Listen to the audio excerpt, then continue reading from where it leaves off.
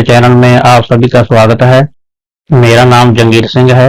यदि आप मेरे चैनल पर नए हैं तो कृपया मेरे चैनल को सब्सक्राइब, लाइक और शेयर कर लें, क्योंकि आपको मिलने वाला है 12वीं कक्षा का पूरे का पूरा सिलेबस। प्रतिदिन आपको एक वीडियो जरूर मिलेगी।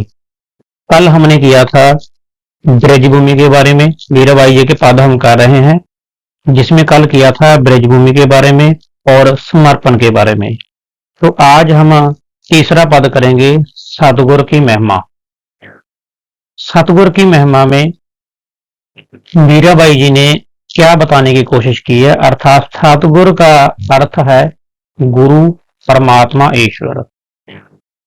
उन्होंने अपने कृष्ण जी के बारे में ही बताया है, उनकी ही महिमा के बारे में बताया है। उनके गुरु भी श्री कृष्ण जी ही हैं।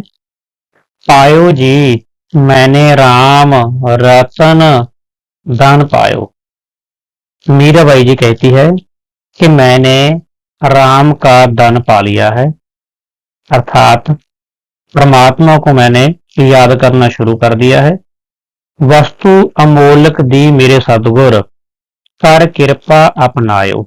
तो मेरे परमात्मा ने, मेरे सतगुरु जी ने मुझे अमोलक वस्तु दी है, जिसका कोई मोल ही नहीं है। कौन सी वस्तु दी है? राम रतन, अर्थात परमात्मा का नाम। जन्म जन्म की पूंजी पाई, जग में सब खोवायो। मैंने जग में, पूरे संसार में अपना सब कुछ लौटा दिया है, लेकिन मैंने एक पूंजी पाई है, जन्म जन्म की पूंजी पाई है। कौन सी पूंजी पाई है? वही बार बार शब्द रिपीट हो रहा है, राम का धन। खर्चा न कोय। उसकी आगे विशेषताएं बताती है परमात्मा के नाम की कि खर्चा न कोई, चोर न लेवै, दिन दिन बढ़त सुवायो।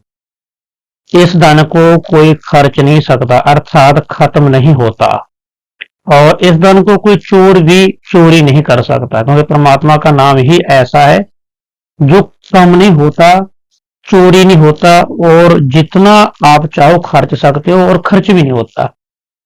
दिन दिन बढ़त स्वायो, वह तो परमात्मा का नाम तो दिन प्रतिदिन स्वाया हो रहा है, अर्थात बढ़ रहा है।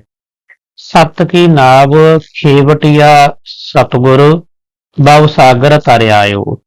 तो मैंने जो नाव ली है इस भव सागर संसार को पार करने के लिए, वह सत की ली है, अर्थात सच्चे नाम की ली है। और इसमें जो मेरा परमात्मा है, मेरा प्रभु है, वो खेवटिया है। खेवटिया होता है मलाह, जो उसे चलाता है, उस नाव को चलाता है। तो खेवटिया का अर्थ हो गया मलाह, जहां किश्ती को चलाने वाला या नाव को चलाने वाला। ये आपको प्रश्न भी आ सकता है कि खेवटिया शब्द का अर्थ क्या है। भाव सागर तारे आए, तो इससे मैंने क्या कर लिया है कि संसार रूपी जो भाव सागर है, मैंने उसे पार कर लिया है। मीरा के प्रभु गिरधर नागर। फिर वो बार बार बताती है कि मेरे प्रभु कौन है? गिरधर, अर्थात गिरी को धारण करने वाले, अर्थात श्री कृष्ण जी।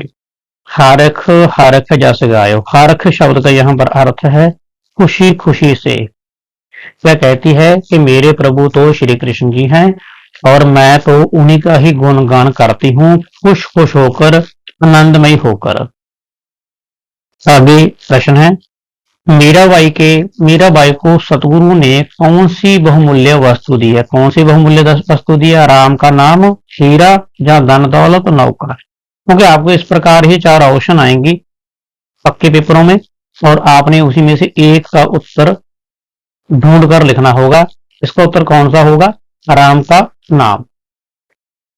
नेक्स्ट क्वेश्चन, सतगुरु द्वारा दी गई बहुमूल्य वस्तु कैसी है? बिना खर्चे बढ़ती है, चुरा नहीं सकता, जहां सुंदर है, जहां कीमती है, जहां बेकार है। तो इसका उत्तर क्या है?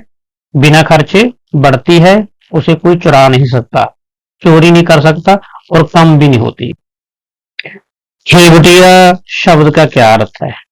तो खेवटी शब्द का अर्थ यहाँ पर 4 ऑप्शन दी गई हैं। पहली ऑप्शन है खाट पर लेटा हुआ, दूसरी है खोटा सिक्का, तीसरी है हिस्से की वस्तु, और चौथा है खेत में पड़ा हुआ। हमने जो ऑप्शन पढ़ी हैं, खेवटिया का जो अर्थ पड़ा है वो पड़ा है कि मलाह होता है, नाव को चलाने वाला होता है, लेकिन यहाँ पर मलाह का तो उत्तर लिखा ही नहीं गया, मतलब इसमें कोई ऑप्शन दी ही नहीं गई है, तो फिर इसमें से कौन सा उत्तर देखेंगे? इसमें उत्तर आएगा खाट पर लेटा हुआ, जो कि लेटकर काम करता है। खाट, खाट का अर्थ क्या हो गया? नाव। आगे है उपदेश। मीराबाई जी उपदेश देती है। उपदेश क्या दे रही है? उपदेश दे रही है कि परमात्मा का नाम लो और अपनी जिंदगी को सफल करो। वह कहती है, न ऐसो जन्म बारंबार, यह मनुष्य जन्म आपको बारंबार बार बार नहीं मिलेगा। अर्थात मनुष्य जन्म एक ही बार आपको मिलता है। का जानू साचो पुण्य प्रगटे मनुष्य अवतार, क्या पता, आप क्या जाने कि आपने कौन कौन से पुण्य किए थे जो आपको मनुष्य का जन्म मिला, अर्थात आप पैदा हुए। बढ़त छिन छिन घटत पल पल जात न लागे बार।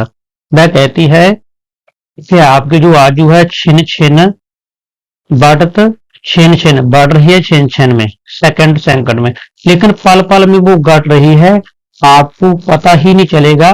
क्या? जात न लागे बार, क्या आपका जन्म कब पूरा हो गया, आपकी मृत्यु कब आपको आकर ले जाए, अर्थात कब आप मृत्यु को पाले।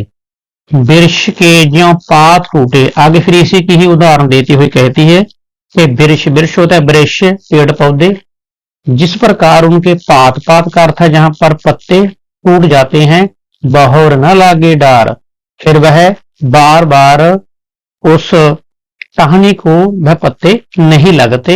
उस प्रकार यदि आपकी एक बार मृत्यु हो गई तो आपने मनुष्य जन्म नहीं लेना। भव सागर अतियोर कहिए अनंत उड़ीदार। वह कहती है कि भव सागर अतियोर कहियो, कि जो भव सागर है बहुत ज्यादा गहरा है, अनंत होता है उसका अंत नहीं पाया जा सकता, उड़ी होता है बहुत ज्यादा गहरा होना, गंभीर होना, तो उसकी जो धारा है बहुत ज्यादा गहरी धारा होता है, जो उसका पानी का बहाव है भवसागर का बहुत ज्यादा गहरा है, और उसमें जब आप आ गए तो आप खत्म हो सकते हो। फिर कैसे पार किया जा सकता है? वह कहती है, राम नाम का बांध बेड़ा। वह कहती है कि परमात्मा के नाम से ही हम उसे पार कर सकते हैं, उत्तर पर ले पार।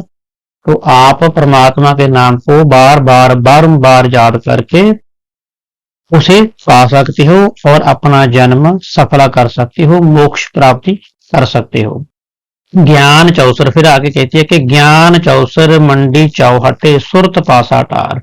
तो जो आपको ज्ञान मिल गया है, ये सारा जो मीरा जी उपदेश दे रही है कि अपने ज्ञान से, अपने सुरत से परमात्मा को याद करके ही इस भवसागर को पार किया जा सकता है। ज्ञान दुनिया में रची बाजी जीत पावे हार। तो इस दुनिया में बहुत से लोग आते हैं जो बाजी को जीत लेते हैं, और बहुत से लोग ऐसे आते हैं जो हार भी जाते हैं, अर्थात जो परमात्मा का नाम नहीं लेते वो हार जाती हैं, जो परमात्मा को बारंबार याद करते हैं वह अपनी जिंदगी में जीत जाते हैं, अपना मनुष्य जन्म सफला कर लेते हैं। साधु संत महंत ज्ञानी चलत करत पुकार। बार बार साधु संत महापुरुष ज्ञानी बार बार एक ही चार चार है, साधु संत महंत ज्ञानी चारों ही बार बार एक ही उपदेश दे रहे हैं, जाते समय एक ही उपदेश दे रहे हैं। कौन सा? चलत करत पुकार। वह कह रहे हैं कि हे लोगों, परमात्मा को बार बार याद करो, परमात्मा की ही आराधना करो। आगे एक पंक्ति और है, दासी मीरा, दासी मीरा लाल गिरधर जीवना दिन चार। वह कहती है कि मैं तो परमात्मा के नाम की दासी हूं, इसीलिए गिरधर की दासी हूं, जीवना दिन चार। मुझे तो समझ आ चुकी है कि मैंने 4 दिन ही जीवना है, अर्थात मेरी मृत्यु संभव है। आगे है प्रश्न, मीरा के अनुसार मनुष्य का जीवन कैसा है?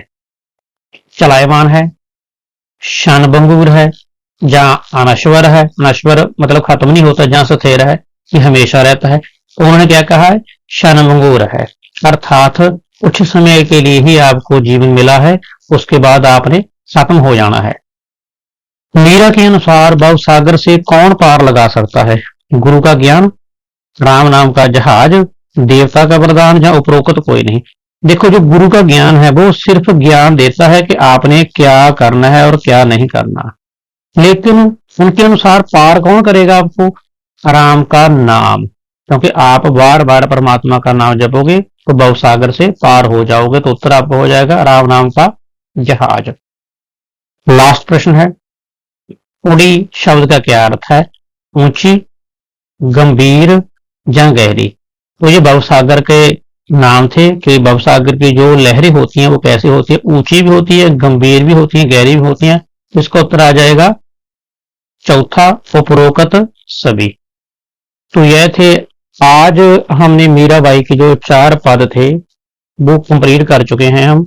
पहला पद जो मैंने कल करवाया था ब्रजभूमि, दूसरा समर्पण के बारे में, तीसरा सदगुरु की महिमा, चौथा है उपदेश जो हमने अभी अभी किया है। तो कल हम करने वाले हैं अगले बिहारी, जो कि हमारे हिंदी साहित्य के रीतिकाल के विशेष लेखक हैं बिहारी।